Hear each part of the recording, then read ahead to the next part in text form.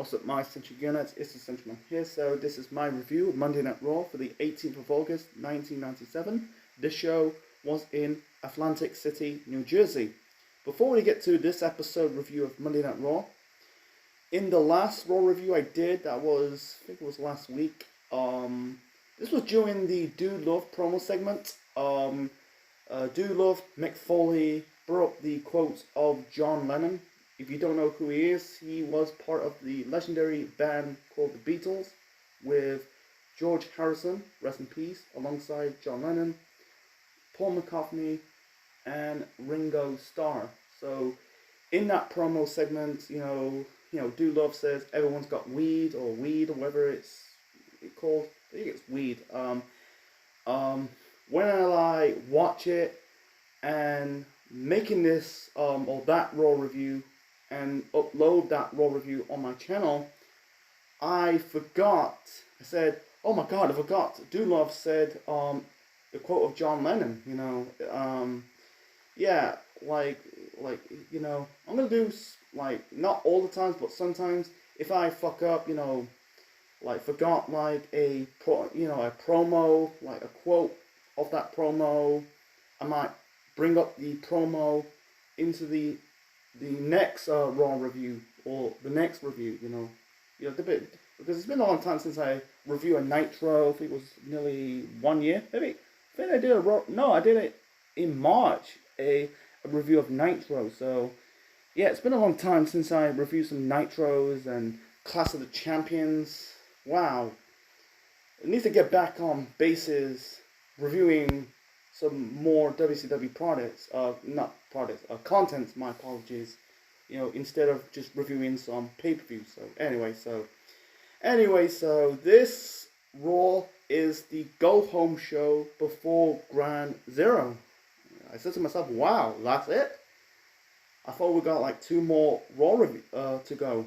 2 more Raw reviews to do, There was no Raws on the 25th of August and the 1st of September. I don't know what is the reason why they never done those Raws or even Nitros in that time period. I don't know. I don't want to get into it.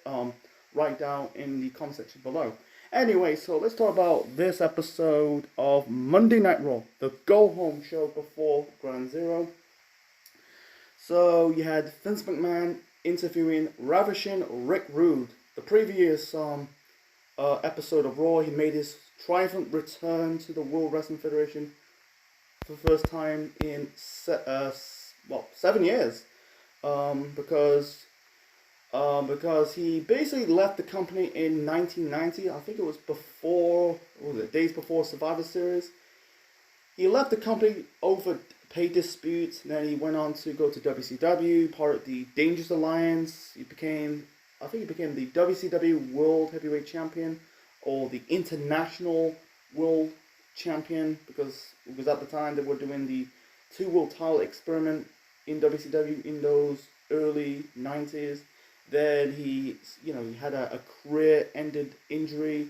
He injured his back in a match against Sting in Japan, and then he made his return to professional wrestling when he came to ECW. He was kind of a commentator, basically a personality in ECW before making his return to the WWF. He helped Shawn Michaels win his match against Mankind. So anyway, basically, he did his spin of his shtick, he called the people in Atlantic City, sweat hogs, and he said he is an insurance salesman.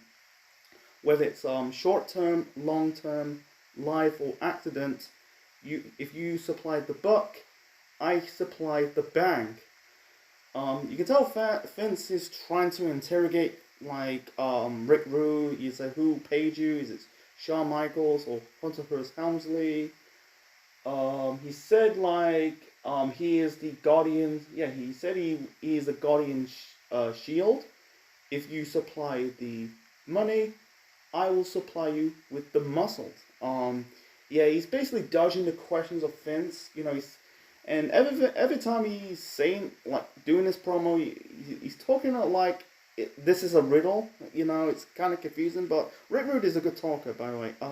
Anyway, he says like a good neighbor, Rick Rude's always there. He said if you want, I think it's like if you want to be in good hands, get Rude, pay it pays or something like that. It's just not getting the point, but he can tell like he's stalling. He doesn't want to talk about who supplied the money. He said if you get the premium, you have to pay the premium. Once the premium paid at full, somebody's in for a rude awakening. So he said hit my music, and that was it. So he's basically just dodging the questions. Vince says maybe other WWF superstars, no, or wrestlers.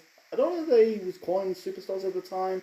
That whole superstar, that is stupid. Why Vince calling his wrestlers superstars? I don't get it. I don't want to get into it in this video, but anyway, so Rick Rude got a good, yeah, it was a good promo.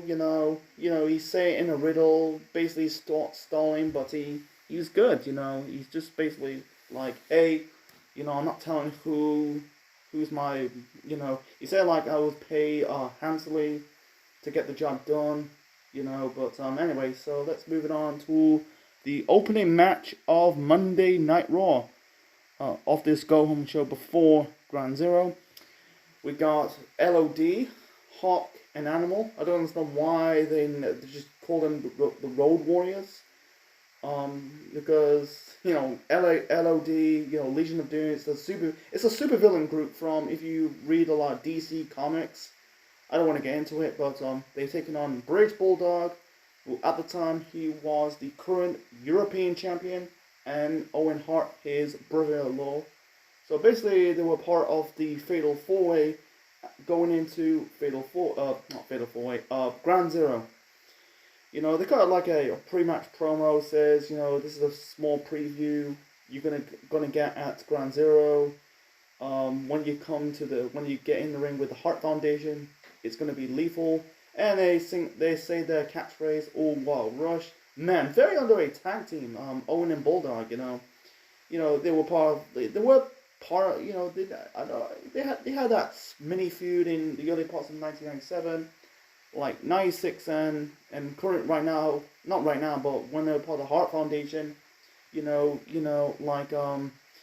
really good chemistry, very underrated tag team. Yeah, it has to do with, of Marva Hart, suing the company, and I don't know, Bulldog left on bad terms, I know he left on bad terms, he left after the Montreal Screwjob, and he came back in '99, but yeah, good chemistry. They've been together for years.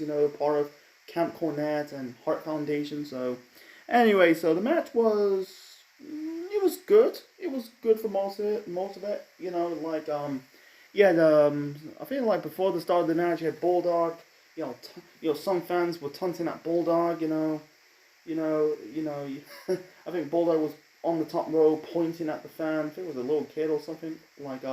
Anyway, the match was good for most of it. They're working on, LOD got the moments, and then Owen, got out of the way, and then Hawk ran into the corner. I think it was a mid-turnbuckle post. He hurt his shoulder, and then Bulldogs ran him into the stone steps. You had Owen and Bulldog, working over Hawk. Then Hawk tags into Animal to get the hot tag. It was about 5 minutes in the middle of what it is. So in the end, I think Owen and Bulldog got the victory. When the guard wins, distract the LOD. I think one of them hit Hawk or Animal with the bucket, and Owen and Bulldog got the victory. And then they end up. I think they end up with this was a brawl. This is like a preview what they're gonna do at Ground Zero. I think Doolittle was part of the brawl as well because Austin and Doolittle are the tag team champions. So we'll get to Ground Zero this weekend because I'm reviewing Ground Zero. So anyway, so we'll get more of that. So anyway, it was okay. It was you can say it's a good match. Not a great match. They made it what it is. 5 minutes. So, anyway, so you had Shawn Michaels. Also they have some video package of black and white footage of what Atlantic City used to be. I know the show was in 1997, 25 years ago, but I don't understand why. Maybe showing the history of Atlantic City. I don't know. The show wasn't. It's this show. It looks like the show. I think this was at Trump Plaza. I don't know. It wasn't Trump Plaza. Trump Plaza, home of WrestleMania 4 and 5. I don't know. But anyway, and then you got an interview segment, of Shawn Michaels, still pissed, he said the WWF is basically giving him the shaft, feed him to the lions. He called Vince Caesar because everyone knows Vince is the owner of the company. Everyone knows that, back then, he is a ring, he was a commentator. He's not affecting storylines yet. That'll be, 1997 and beyond. But anyway, so he said he brings up SummerSlam again. Says I got the job done. This is a mistake. You're painting me in the corner. When you paint me in the corner, it's got to start or something like that. He brings up the main event. It was a tag team match. We'll get to that later on. Undertaker and Mankind taking on Hunter Hearst Helmsley and Shawn Michaels. And Shawn Michaels says, Hunter Hearst Helmsley's not my partner. I don't have a tag team partner. When you paint me a corner, someone's going to get what's coming. And you can tell Shawn was, I don't know, I think Shawn was kind of like, I say heel. It's kind of confusing, I think he did turn heel at SummerSlam. Yeah, you can tell, I say he was, he turned heel. You can tell he's leaning, I don't know, I say heel. I don't know, I think he's tweener. I think he's more of a tweener at this moment in time. I don't know, I think this is very confusing because I think Brett's under the sidelines. So we'll get to more of that when I get reviewed to Ground Zero, but it's between, I say heel. Or yeah, I say heel. So anyway, so it was a good promo for Shawn Michaels. Anyway, so the next match, this is a light heavyweight division match. We got Too Sexy Brian Christopher taking on Flash Funk, the formerly known as Two Core Scorpio. So my apologies, I'm speaking too fast. So match sucked. I did not give a shit. You had fans basically giving Brian Christopher the middle finger, and you had Brian Christopher doing Jerry Lawler's laugh. You can tell everyone knows Brian Christopher is Lawler's son, and the commentary says, Lawler's deny is Brian Christopher is his son. I don't get why, because during his singles run, he was helping Brian Christopher winning matches. I don't get it, man. I don't want to. They're just trying to twist the fans. Oh, he's not the son of Jerry Lawler. I don't get it. Everyone knows. I know the Honky Tonk Man is the cousin of Jerry the King Lawler. Don't know they collab on WWF programming. I'm not too sure. So anyway, the match sucked. In the end, Lawler cost Brian Christopher the match. Flash Funk, very underrated worker in professional wrestling history, hit the 450 splash for the win. Yeah, the light heavyweight division is a dud. It was a DOD, man. It's a dud. I get it, they're trying to compete with WCW with the cruiserweights, With WCW's cruiserweights, they got look at the roster, in the cruiserweight division. You had Rey Mysterio, you had Dean Malenko, you had Eddie Guerrero, you had Psychosis, you had Juventud Guerrera.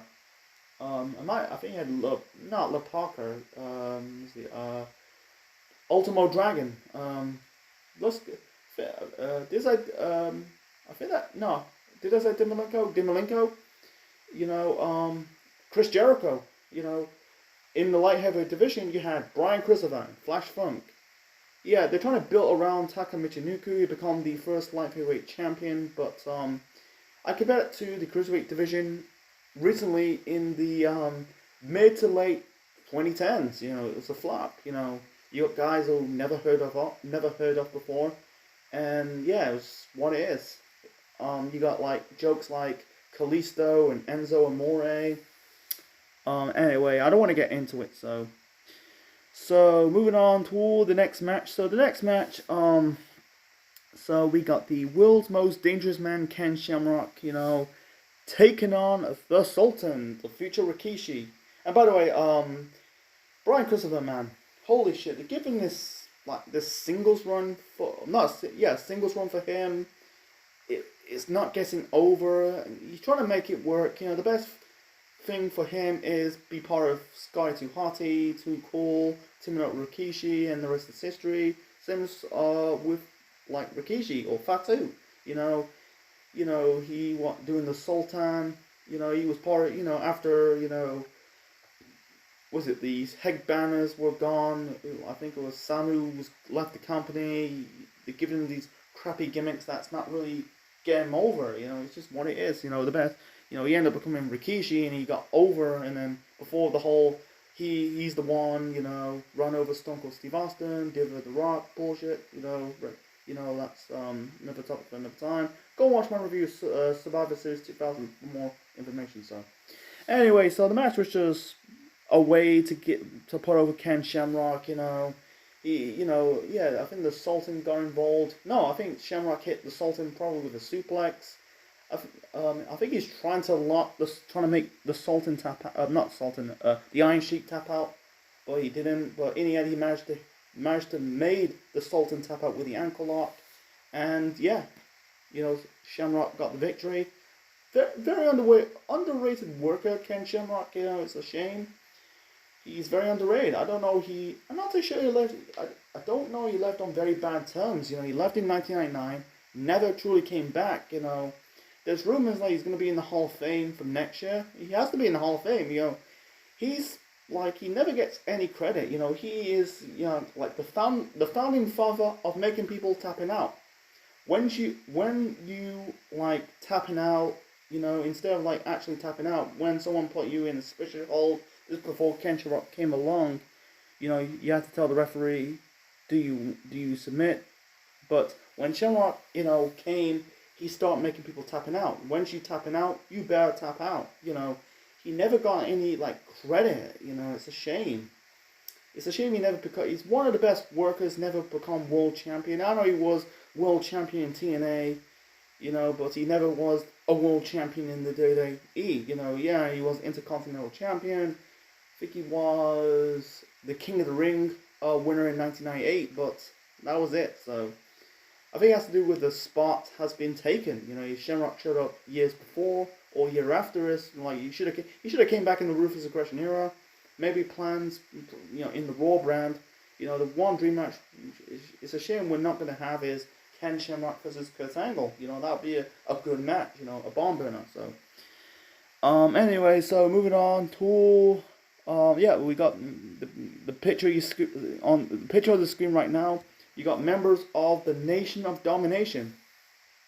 The leader Farouk, D'Lo Brown, Karma, Mustafa, the future Godfather, and Rocky Maivia, the future Rock. So they bring up they kicked out Ahmed Johnson because in reality he injured his knee again.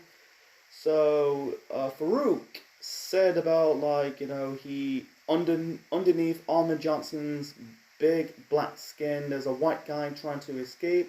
He's trying to be like Shawn Michaels and Steve Austin. He's trying to be pre as Shawn Michaels. He's trying to be like Stone Cold Steve Austin because they're white. Wow, you're not going to see this in today's professional wrestling product. It's just, you never, because this is before the Attitude Era, because in the Attitude Era, and in certain degree in the Ruthless Aggression Era, they can get away with some shit, but right now you don't. Anyway, so I think he said he's weak. That's the problem with Farouk. He's not Ron Simmons. He's not really a good talker. Anyway, so he brings up his match at Ground Zero, a triple threat match. He said Crush and Savio, I made them they're literal stars. Not really. They're not really literally stars. They're not really big stars. They're kind of they were never big stars. Crush and Savio Vega. Look at Crush. He was in this feud with Randy Savage. Didn't went anywhere. So he was just an afterthought. So Anyway, so he said like you challenged me to a street fight. I was born in I was raised in the street. I was a product of the streets. Then he brings up Rocky Maivia. He said like tell the fans you like frown on him. He's doing something he's doing for the American way. Was it kissing babies and shaking hands and crossing old lady across the street? And need a drink first. My throat's dry. So Rocky Maivia cut a good promo. He said 3 words: "Die, Rocky, die." I think they edit the chants off the network. Let's go too far. I don't want to get into that. So there were a lot of Rocky sucks chants. In that promo he says, oh yeah, he said like, for like, what was it? I was the youngest intercontinental champion in WWF history. That was true. And then until Randy Orton broke it, was it in 2003? Because Rock is older than Randy Orton. Both third generation superstars or wrestlers. I think Rock's 50 and Randy Orton's 42. So 12-year gap between Orton and Rock. So I think like I give the gratitude I get for you call the fans pieces of crap, all the blood, all the sweat, all the tears, this is not about the color of your skin. This is about respect. Yeah, wow, Rock's promo is really good. And what is that? What did I get? Across the arenas across the country, you people chant Rocky sucks. I'm a lot of things. Suck isn't one of them. Rock is really good. He's a really good talker. The Rock. He said it like the DOA. The epitome of racism. And the Nation of Domination. We live, breathe, and die of respect. We're gonna earn it. Anything means necessary. And yeah, it was a good promo. Rock is just really good. He's not doing like finally the Rock has come back and can you smell where the Rock is cooking. That'll be in the Attitude Era, but back then he was serious. He doesn't like say in the third person like no one tells the Rock what to do. But yeah, the Rock is just like this is the start of Rock's rise. He'll become the next top star of the company alongside Stone Cold Steve Austin. So anyway, and then you got members of DOA basically challenging, we're not racist. Basically challenging to fight in a car park, we're not racist. We like to kick ass and take names. I think they call them the Nation of Constipation. Wow.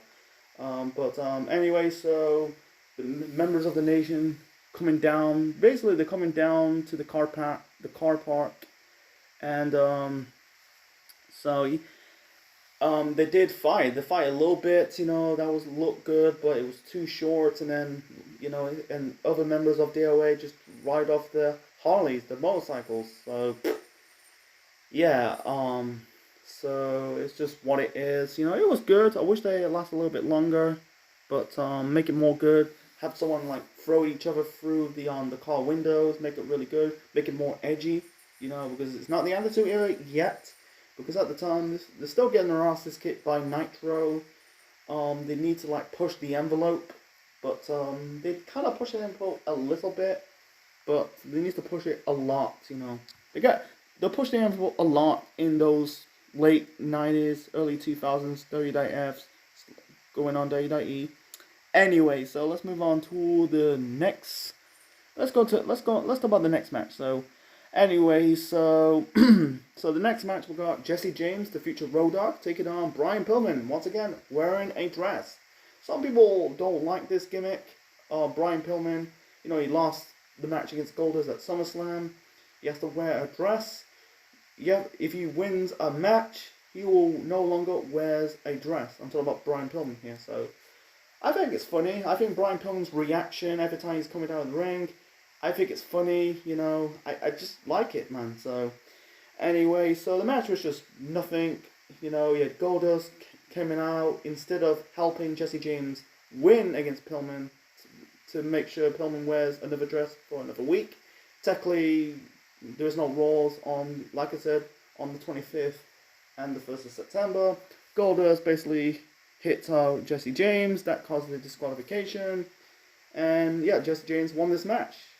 What the hell? So basically, Pillman grabbed a promo, grabs the mic. Cut promo says, "Do you think it's funny, like wearing a dress in front of you freaks?" And Goldust says, "Yep."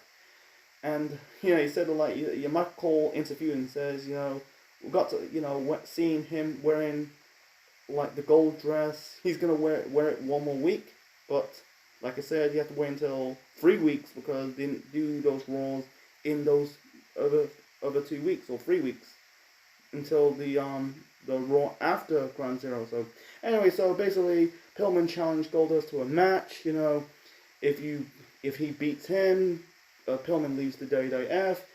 If Pillman wins, Marlena.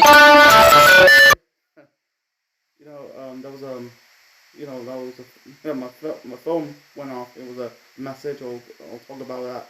I'm gonna reply after I review this Raw review. This Raw. Anyway, so like I said, Pillman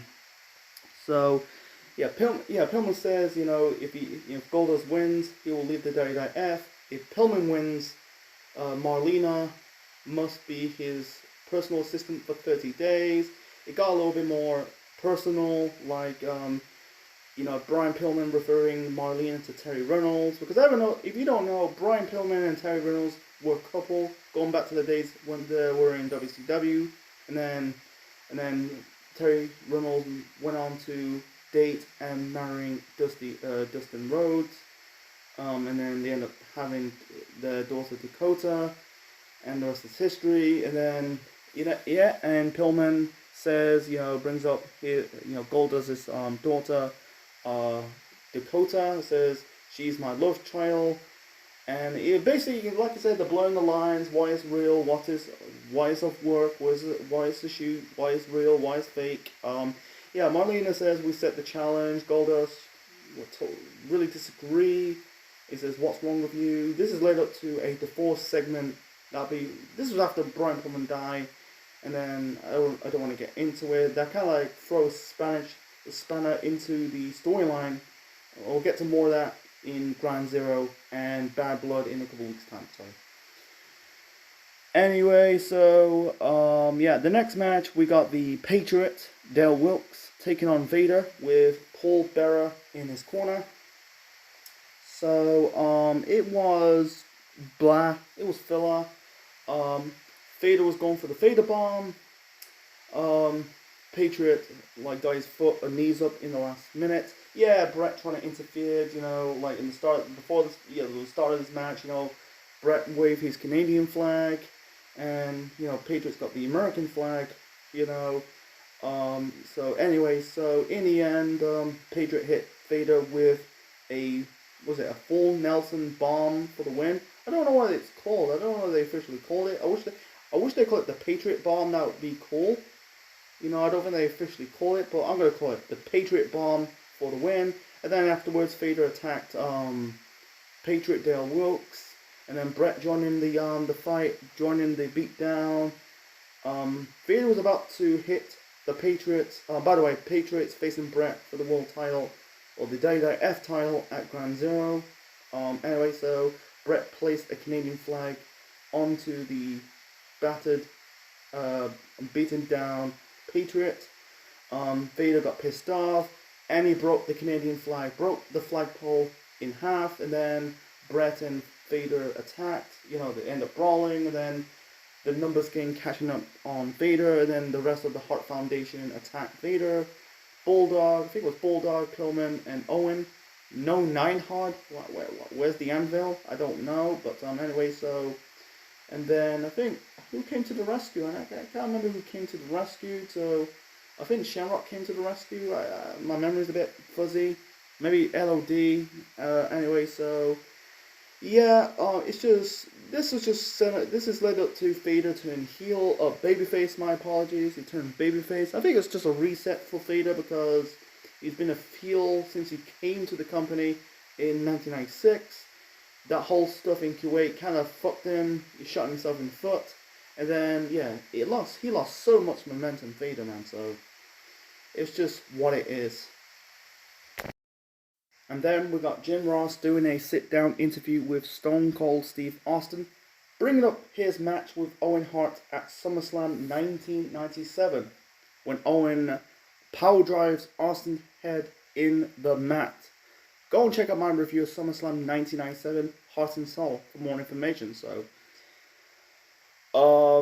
in this interview segment, some points of this interview segment, Austin was basically rambling. I'm going to get to the key points, otherwise it'll be a very long segment to talk about. Don't get me wrong about Austin, he's a good talker, but this segment, he was rambling. I wish Austin's like get to the point. Anyway, so he said shit happens, and he's pissed off. He's depressed. No shit. He got his head plowed to the mat. Because Owen and Austin, they're not really like best friends. They were basically cordial. It was basically a move gone wrong. Owen, countered the tilt the world backbreaker attempt by Austin, and then hit the basically his version of the Tombstone Power Driver, and the rest is history. Austin's no longer the technical worker, and Owen he's basically in the doghouse, buried politically. I don't want to get into it. I brought in my review of SummerSlam 97. Like I said, go and check out my review of that show for more information. Anyway, so he said he wants to kick the shit out of Owen. He said about Doctor said do something else, and I don't want to do something else. There was one funny moment in that interview segment. Austin says, don't sneeze at me, or don't cover your mouth, or I'm gonna kick your ass, because everyone knows Austin and Jim Ross, they're friends in real life. In kayfabe, they're not. Yeah, they bring up their friendship, in 2001. I think it was 2001. Jewin Austin was a heel, in 2001 after WrestleMania 17. I don't want to get into it. Anyway, so it was a bit funny. He said no one called for me, no one sent me a card. He's basically contradicting, but he said he's going to be at Ground Zero. So, yeah, I'm going to end this, talking about this interview segment. It was good, but at some points, it was basically rambling, that's the reason why I'm getting to the key points, he's going to show at SummerSlam, he's depressed, shit happened, I've been through shit, and they kind of pissed off, they kind of bleep out when Austin saying pissed off, it was 3 times, when he said it the 4th time, they did not bleep. I don't get it. They not allowed to say piss, and then later on, I think it's later on and beyond, they end up not bleeping and silencing the word piss. It's just what it is. Anyway, so moving on to the main event. So the main event, we got a tag team match. The Undertaker and Mankind taking on Hunter Hearst Helmsley and the Heartbreak Kid, Shawn Michaels. One segment I'm going to talk about, I forgot to mention it. In Mankind's segment earlier, it was a pre-match interview. He said my mind is not yet forgive. He's trying to forgive the Undertaker because they've been feuding since Mankind debuted in the company in 1996. He had a recent rivalry in the spring of '97 when basically Paul Bearer fired the fireball in the face of the Undertaker. Yeah, they featured in 1998. I don't want to get into it. It says, my mind's not yet forgive, my body never forgets. He said to the Undertaker, I might be the best tag team you ever had, or I might be the nail of your I might be the final nail of the coffin.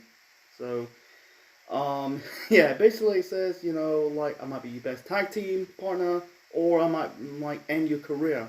So. So it was a good promo segment. Mankind. I'm gonna say it again. He said I might be your best tag team partner you ever had, or I might be the final nail of your coffin. And then you got Undertaker's pre-match interview. It says, patient is virtue. I come to Shawn Michaels. My patience is running out. You're not gonna make it at Ground Zero. Tonight I'm gonna settle the score for Mankind. Never forgive and never forget. Cross out a line. I'm gonna take you out like Shawn Michaels. So yeah, it was a good promo by the Undertaker. I'm gonna keep it short and simple. The match was good. I think it was a good match. Charlie did got involved a bit. You had they basically ganged up on Mankind. Helmsley and Shawn Michaels. And then you got Rick Rude coming out. In the end, you had Rick Rude trying to hit the Undertaker in the back with a chair. Taker trying to go after Rick Rude. In the end, there's one spot. Mankind locked in. I think Triple H was going for Helmsley at the time. Helmsley trying to hit Mankind with the pedigree. Mankind countered it. I think he was going for like a catapult, trying to catapult Helmsley into the corner. Basically, Helmsley kicked him off, and then Mankind landed his head into his balls. That was kind of a funny spot. So, in the end, Shawn Michaels hit the Undertaker. I think it was in the back with a chair. Automatic DQ. Then he hit Undertaker again in the head with a chair. Taker bled buckets. Because I think at the time we're banning blood, but at the same time you can tell they're trying to push the envelope because they're still, like I said, they're getting their ass kicked by WCW and in the ratings war. They have to push the envelope. It was not the Attitude Era yet, but it's almost there. So, and Helmsley and Shawn Michaels, basically they're in their look. They're selling it like the Undertaker is killed, and then Undertaker got up.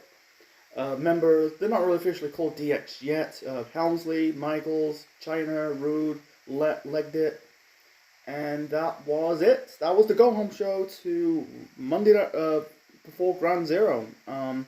This was filler. This was filler, man. It's just what it is, just filler, I give it like a 4 out of 10, the Rock's promo, Rick Rude's promo was fine. Pillman in the dress was still good. Besides that, the matches, the opener and the main event was good. Yeah, they got like shitty double count out, not count, shitty DQ finish. I think with the DQ finish in the main event, it's basically protecting 4 guys because they got matches. I don't know whether they got matches. Actually, Taker and Shawn got their match at Ground Zero. I don't know, man. So it's just like none of them taking the L. Why they made this match in the first place, don't get it. And also, I forgot to mention this, before this main event, early on in the segment, you had this segment with Far Away, Helmsley and China, basically talking with Sergeant Slaughter, pissed off they're in a tag team match. So anyway, so it was just what it is. Yeah, it was like, it wasn't a bad show, it was just kind of filler, because the show is basically, you got like 3 more weeks before Ground Zero, and it ends the final Raw before the pay-per-view with a dud, so it's just what it is. So anyway, so I hope you enjoyed my review of Monday Night Raw for the 18th of August 1997. Leave thoughts in the comment section below, smash that button, click the like, click the bell, subscribe to the channel, be part of the Central Unit for more wrestling videos and more. And this is the Central Man officially signing out. Check you later, guys. And the next Raw review of that year of 1997 will be the first Raw after Ground Zero. That'll be on the 8th of September. So that'll be next time, folks. So yeah, like, share, subscribe. We'll see you soon, guys. Thanks for watching. I'm out.